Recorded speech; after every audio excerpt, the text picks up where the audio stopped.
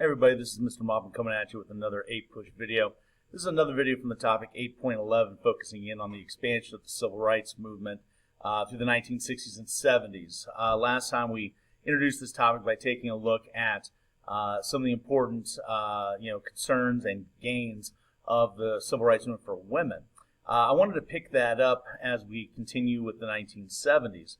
Now note, as part of this momentum to try to gain more equality in society, feminists are going to be trying to get those rights cemented into the Constitution.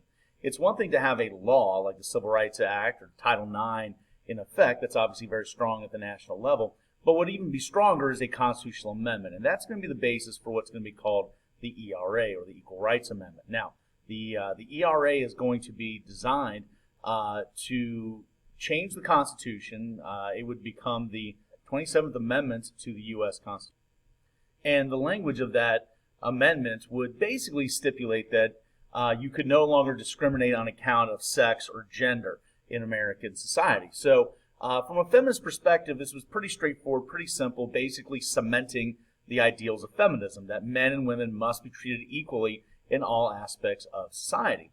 And, keeping with this momentum, this growing popularity of feminism in the early 70s, in 1972, when ERA was first introduced, it gets passed by both chambers of Congress fairly easily. And then once it gets through Congress, remember Congress has got to have a 2/3 majority in both chambers. The Constitution stipulates that in order to get the amendment ratified, it's got to go to the states, and you got to get 3/4 of the states to approve it as well. Well, once it gets to the state level, state after state after state begins to ratify what would be ERA, and it looks very, very likely, almost certain that it's going to get added to the Constitution. But funny things happen in history. And in the case of ERA is going to be coming up across what is going to be a noticeable, growing conservative backlash by the mid-1970s to what had been a generation of growing liberalism.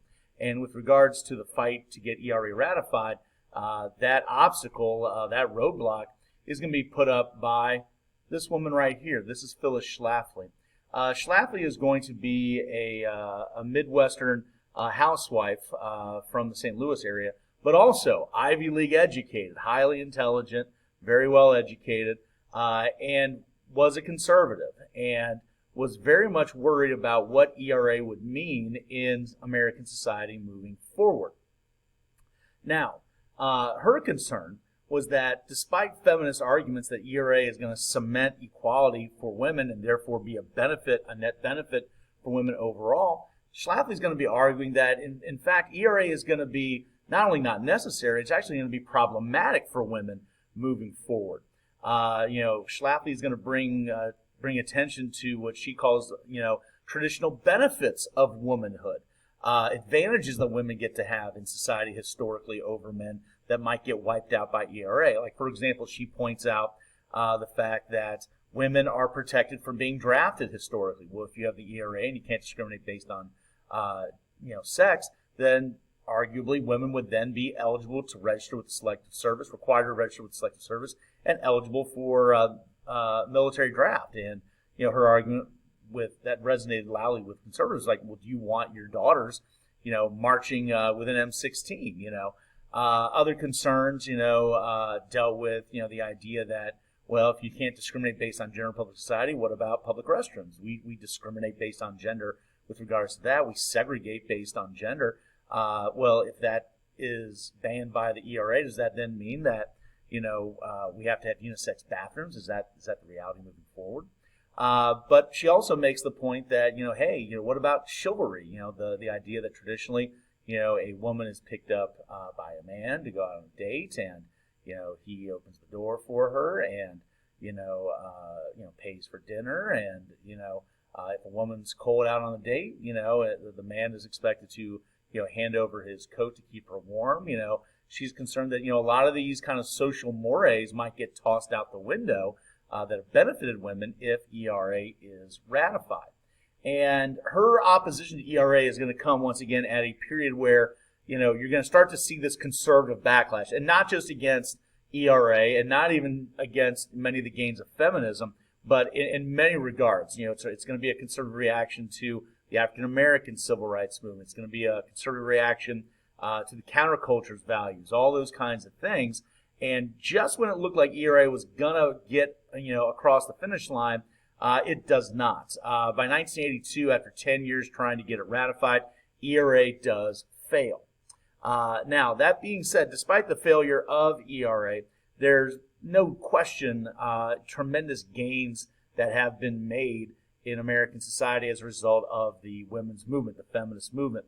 You now see women in pretty much every field of American life, including fields that were traditionally dominated by men, both white collar and blue collar jobs.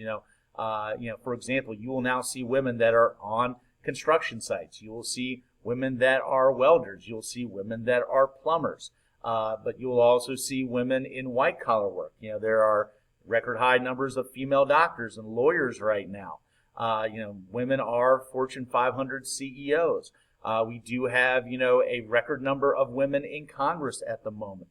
We've had a major political party, the Democrats, nominate a woman to be their candidate for president. Hillary Clinton in 2016. The current Vice President of the United States, Kamala Harris, is a woman. So there's no question that there have been, more and more opportunities for women as a result of the feminist movement. However, you can also make the argument that there is still concerns with what's called the glass ceiling. The glass ceiling is the idea that, despite, what equality exists on paper, the reality, though, is that women can only go so far in terms of equality, can only achieve so much in terms of, what can really be done, that there's this glass ceiling you can see through, but you can't really penetrate. And there's still obviously realities with that today. For example, the fact that, we have a lot of, female CEOs in America, but still though, of the Fortune 500 CEOs, only 8% are women. Though we do have a record number of women in Congress right now, only about 30% are women.